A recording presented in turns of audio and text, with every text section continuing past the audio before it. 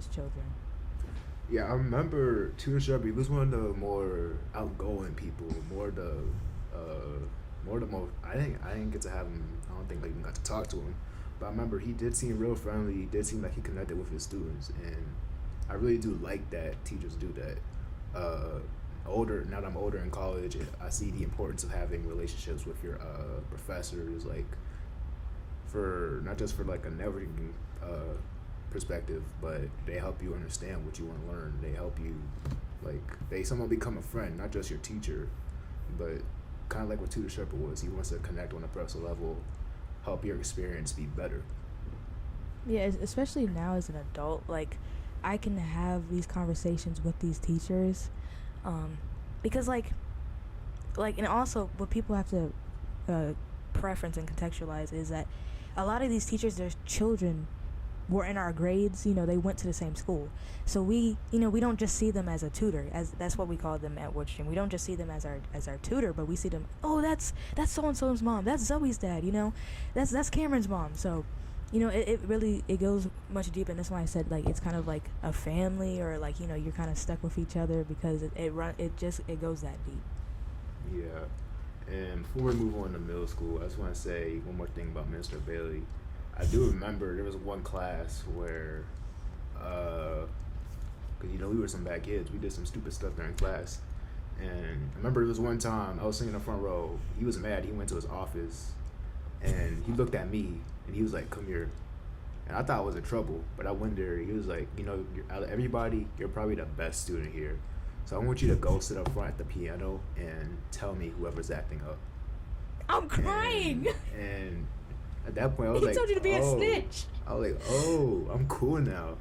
So I went up there, and I was scared because, like, there's no way I'm about to snitch on my homies. So I remember everybody was saying me like, Nate, what are you doing? You're not supposed to be up there. And I just kept looking at his office like, what am I supposed to do here? And like he came up, he's like, so Nate, who's gonna act it up? I was like, nobody. He said, are you sure? I was like, yeah. He's like, all right, I'm gonna go back to your seat. And I think now I think about it, what's that? I'm gonna tell him this. What's that game called? Telephone. I remember he used to play telephone all the time with us, and every now and then he would play that with us. And I can remember one of his like messages being, Mr. Bailey likes chocolate cake on Tuesdays. I think that was it. I remember that. Yes. I remember but that. But then, like, us being little kids, like, I think I was the one at the end. They came to me. I don't even remember. It was a bunch of gibberish. But I remember, yeah, that's like a vivid memory of that game I can remember. Okay, yeah, now that you said, I remember that. I don't know why, but you just said, like, I don't have the fondest memory, like the most solid memory, but I definitely do remember. Yeah, I just remember Mr. Bailey likes a cake on a day of the week. That's all I remember. I'm gonna tell him this. I see him tomorrow. I'm gonna tell him this. All right. I won't throw you under, like said Nate said. No. But he can take tell a him what joke. I said. It's all love, but it's all love. He could take it. He could take it. Trust me. I hope he understands. Like, hey, he's not gonna be offended. I do remember there was one time, like we were in the sanctuary practicing. The whole school was supposed to sing one song, and I remember I messed up so bad. I sang a line that was like 2 lines ahead. I remember I confidently screamed at the top of my lungs, and he cut the rehearsal and started yelling, and everybody looked at me, and like I just bottled up. I was like, my bad, guys, my bad. Yo. I just remember it was me that threw the whole rehearsal off. You got trauma now. Yeah, that's where anxiety stems from, bro. That's where from Minister Bailey. Yes. That's where it comes from. Us going to a black school, I always see it like going to black school. I always imagine like going to my classes with black teachers. It's like, all right, I got my black parents, my black mom at home. Now I'm coming to school having my second black parents in each class because that's exactly how they act. All right. It's the second black parents for me. Okay, I'm focused. That's how they act, bro. All right, let's go to middle school. Okay. Yes, this is where the divergence happens. Yeah. Okay, middle school, me, Reed Temple. I won't talk about chapel now, but like I said earlier, their chapels were very catered to us. They did a good job catering to the students and their age and their interests. But what else? I'd say that was probably since I was older and more aware of life. When they taught like about Christianity and stuff like that and emphasized the importance of the actual faith while also learning the information, learning about the Bible, I'd say that was they did a really good job for our age. We didn't pay too much attention to it, but looking back, they did a solid job. I can't remember all my Bible teachers, but I do remember there was a point where, because we were separated a lot, but like we had homerooms. Yeah, that's what's called homerooms. Each teacher had their classroom and a group of people would go to the homeroom. We could start the day off by the teacher of the homeroom giving us a little lesson on the Bible verse, whether it be the Bible verse that's going to be used in chapel or whether it just be some random verse that they had prepared. But either way, the teachers there at the administration, they emphasize the importance of making that connection through the faith and through the education about learning about the religion. I'm not trying to talk about this without talking about chapel too much, but I will say some of my Bible teachers I can remember, I don't remember her name, but either way, I remember she had us memorize the books of the Bible. I probably couldn't name them in order to, maybe I can. I probably couldn't name them all right now, but I remember she made sure we learned the books of the Bible. She made sure we learned about doing good things for others.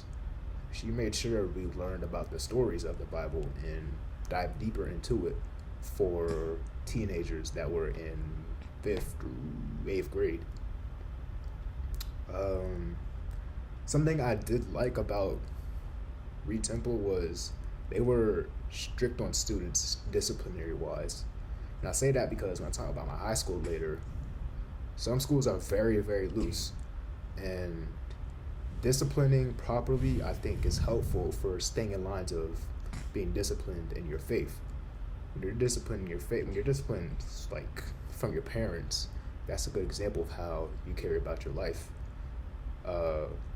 You're disciplined throughout your actions. You make the right decisions. You know how to stand in line. Mm-hmm. Other schools, they don't do that too much. Even when I'm in college right now, they don't discipline enough or at all. But the strictness of like my principal there, the teachers, I think it was really good. They maybe went too overboard with it, but there were some things they did that were unreasonable in my opinion. But like I said, black parents acting like being the teachers in black schools. They disciplined us like we were in a black household. We did the right thing, learned respect, stuff like that. So overall, I really love, from Woodstream to Reed Temple, I really love what I experienced learning about Christianity, learning about the faith, and just having good connections with teachers. You went to public school. You had a different experience from myself. Go ahead and talk about that a little bit. Yeah, so for me, because for some people, middle school starts in 6th grade, but for me, it was in 7th grade. And, like, I don't know if you remember, and I don't know if you had to at Reed Temple, but there was a lot of adjustment that I had to do. Like, for example, I wrote in cursive, and to this very day, I still write in cursive. It's just more efficient for me.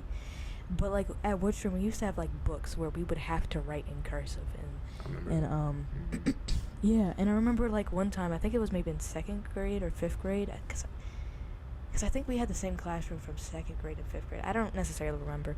But, like, there was a book that we had where we had to write in cursive, and I would just knock it out.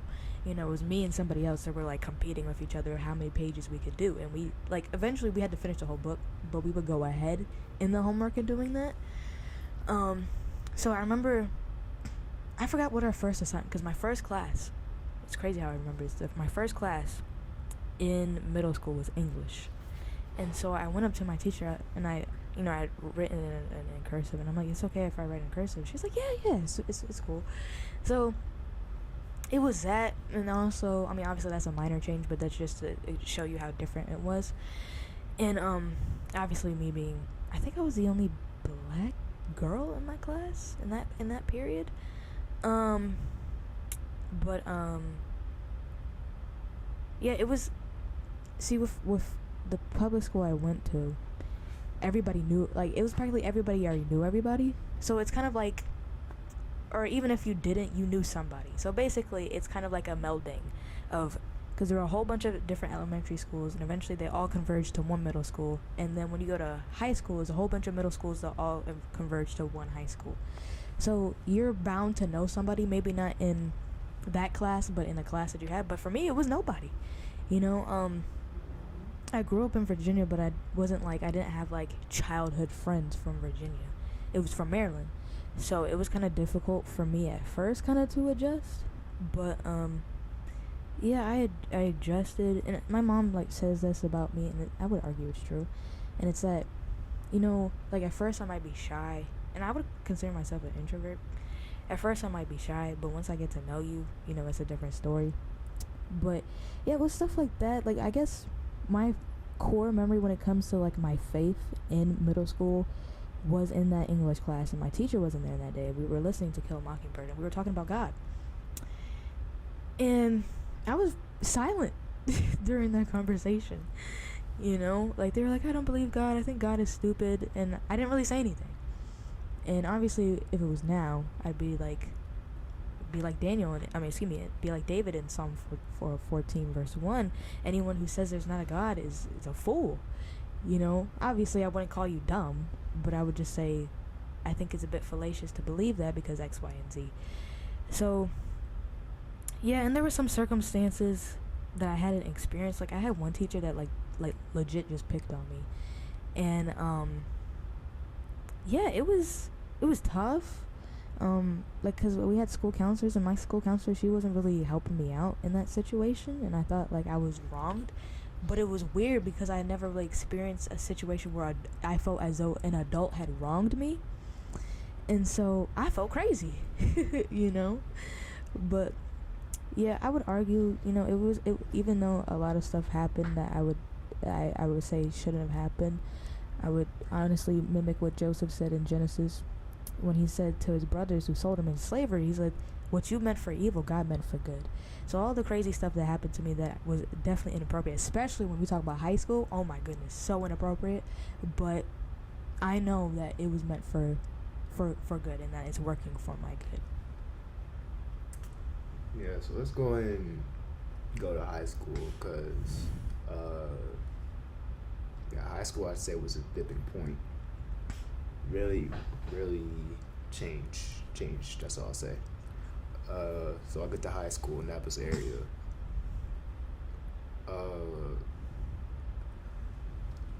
I wasn't the biggest, like, I wasn't, like, I believed in God, I believed in Jesus. I knew it was important in middle school, even when I got to high school. But the way I am now, I wasn't that in high school. I would think I was better in middle school than I was in high school. It was just, I guess, I don't want to say it was the people I was surrounded by, but being in a different environment, I don't know. It didn't seem as, like, Christianity, the religion, the faith. Yeah, it was there because it was a Christian school. Yeah, I'm not going to say my school didn't put it out there for us and didn't emphasize it to us. But there was so much going on in my school, so much going on in life, that it just felt like I was distracted from the faith. And things just went lower. Where do you start? I'm not gonna say I had a horrible experience there, but I remember I did get suspended in my freshman year for something stupid. I remember I lost a friendship over something stupid. A lot of stuff just spiraled downward, from social interactions to remember I got a concussion at basketball tryouts, so that's embarrassing. Uh, yeah, I don't think I was really liked at my school. So like that experience wasn't really that good. I had my I never favor having a bunch of friends, having being popular or stuff like that. I always want a small, close circle of people I could trust. But it didn't feel like I really had that. I had a few people, but it didn't really get solidified till like maybe my junior, senior year, and afterwards. So like that experience, it wasn't that good. But like you said, everything happens for a reason. All evil turns out to be good. So I'm thankful for what happened. Thankful that God put me through what He put me through. Because if I didn't go through the weight loss transformation, I wouldn't be able to share my story. I wouldn't be able to know what it's like to be low down mentally and then come back up by finding God and share that story. So everything that happened, I'm thankful for. Now talking about the Christianity part of it. I remember my first class was a Bible class, my first class of high school. I remember middle school, even high school, going to college. My mom, my teachers, they were like, high school is so much different. It's gonna be so much harder. It was school. I don't know what to tell you. It wasn't harder. Even when I came to college, I remember people were like, "It's college. It's so much harder, bro. It's a class. I know what a class looks like. Nothing crazy. I mean, yeah, the dynamic is different, but yeah." But my first class at a new school, Bible teacher. I'm not gonna name drop any of them, but I don't remember what the class was called. But I do love what he taught. I loved what he taught to us. He ingrained in our minds that we were made for relationship with God, His creation, and other people. I live by that principle all the time. He taught us some other things that I hate that I can't remember right now. But the relationships, yeah, that's been ingrained in my mind. Obviously, we got the memory verses, got the like information of the Bible. I will say, like, no offense to that teacher, but the way like stuff was taught wasn't attention grabbing to other people. So like the environment, the classroom, nobody was really paying attention. I was paying attention, but it was really for the sake of learning so that I can pass the class, not for the sake of actually learning what they were saying to me. I was just making sure I had the knowledge in my mind so that I can get an A on this test, which I did. But that's pretty much something I realized I kind of struggle with from an educational standpoint. I like learn this stuff not so I know it, like to my knowledge, just so I know the information that's going to be on the test and on the assignments. But I will say my teachers, they did give us some good information. The thing that I find different from my high school to Green Temple and Woodstream was I don't feel like they catered to their audience the right way. They kind of taught it. I'd say in my sophomore year, my teacher, she was very connective to her students. All the teachers at my high school, they wanted to connect with their students, but my sophomore teacher, she was probably the most connective Bible teacher that I had while I was there. I think the thing I like about her the most is she would constantly share her story with us. She was relatable. That's probably the best way to sum it up. She was relatable. Yeah. I remember she told us she did fasting for 40 days and 40 nights. And a lot of us looked at her crazy. But now that I look back at it, it shows that a human is fully capable of doing what Jesus did. So not that I think I'll be fasting food for 40 days and 40 nights, but the act of fasting something in general definitely doable. And now that I see that my teacher did it with food and survived and was okay, I like that she set that example for us. When I got to my junior year of high school, my Bible teacher there, I remember the main thing she emphasized throughout the school year is learning about the Trinity, grasping the idea that the Holy Trinity is one. The Spirit, the Father, the Son is one. And kind of saying they're different, but they're not. Like, you got They're distinct. like you got the Son who's physically on earth, the same time is the same person as the Holy Spirit and God. And yeah, she made sure she taught that to us, and I really liked that. I really liked what she taught to us. Now I get to my senior year, you have apologetics.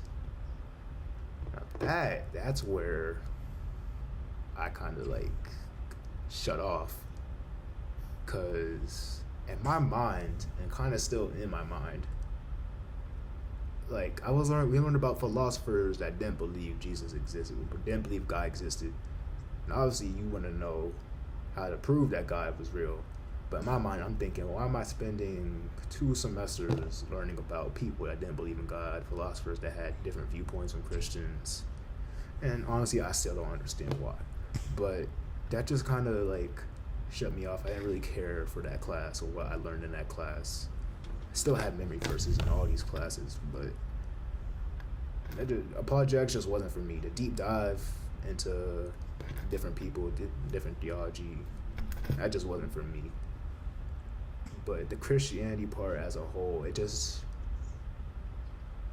I don't know. I just feel like my school maybe could have communicated it to us in a better way, at least the grander audience. Me, like, I know God's important, and I'll talk about it more, talk about why I didn't like it more when we talk about chapel. But, and there was also a discipline issue in my opinion. I'm not the one making decisions, but I just feel like they let stuff slide, they let some stuff not slide, but they were really loose. Not to say you gotta punish everybody for what they do, because we're supposed to forgive, obviously. But, I mean, you're setting an example for like what goes on in your school, and when we know, like us being young people, we know how to work around the rules and stuff like that. So, we're gonna do stupid things at our young age. So I just feel like maybe if there was like a disciplinary thing so similar to Reed Temple, like it just like helps us, it carves our minds out better to like understand what's right and what's wrong, and how to like better discern the decisions in our lives. All right, I'm talking too much, so go ahead and talk about your high school experience. Yeah, so for me, it honestly starts in middle school. May 12th, 2017. Never forget that day. And I don't need people to say, "Oh, sorry, Zoe." It's cool. This is what, 6 years ago. So I've come to grips with it. 6 years ago. But May 12th, 2017 was a Friday, and I remember it had rained prior. And I remember going to my parents' room and talking to my mom. I'm like, "Mom, I'm not feeling it today, but I'm gonna go to school." Go to school. I think it's like 5th period. They call me to the office. So I'm like, in the back of my mind, I knew why. But I'm like, man, my dad called me home from school one day just to hang out. He's just like, you need a break. And my friend, actually, I saw her. I'm going to the office, and my parents tell me, "Your grandfather passed away." So I'd already known he was in the hospital. And my mom had talked to me literally a week prior about this. So it was tough, it was the first really death in the family that affected me. I mean, my dad had lost his mom about 2 years prior, but I didn't know her like that. I talked to her a handful of times, at least. I'm sure more than a handful of times, but not. I don't remember talking to her one time over the phone. So with my grandfather, he was my biggest supporter. So it was tough, man. It was hard. So going into high school, I didn't have that support. Not that my parents aren't supportive, or my grandmother, or my cousin and my aunt and my uncle aren't supportive. It's just different. And so with me, I was really into basketball at the time, and I think not having him there was really tough. But more so, what was tough was I was being wronged by an adult. So I was on the freshman team, and legit, our first game, 73-9, we win. All right, so we're thinking, oh, we like that, right? As time goes on, like, no, our record, to finish the season was 13-3. All right, so we had a really good record. But as time went on, it didn't become fun. It wasn't fun anymore. Our coaches would practically berate us, and forgive me for saying this. This is what they said. They legit called us retarded. And then it was it wasn't any like any like I'm saying or I'm doing something like for example, if we lost by a certain amount of points, that's how many suicides we had to run. Like, I understand that people do that in the NBA and stuff like that, but there was no, and we're doing this for you to be better. It was more of, this is a punishment, this is what you get, you know. And so I remember I wasn't doing well at school at this time. I had been diagnosed with social anxiety and depression during that summer. I remember I went to Walmart with my dad, and I couldn't look at people in the face, man, because I was afraid, or I had this irrational fear that everybody was judging me, that everywhere I went somebody was looking at me crazy, you know, or thinking that I was crazy. So that year was really hard for me. I wasn't doing well in school. I just started taking medication for my stuff. I was in therapy. So it was a really difficult time for me. Yeah, it was really difficult. And I could just see now as an adult just the falling away from me and Christ. And then you would think opposite, like, Zoe, your dad practically has his doctorate. He doesn't, but might as well. All he needs to do is write his dissertation. Different conversation. But, you know, your dad might as well have his doctorate in religion. He understands the ins and outs. He's taught you that stuff, right? And he did.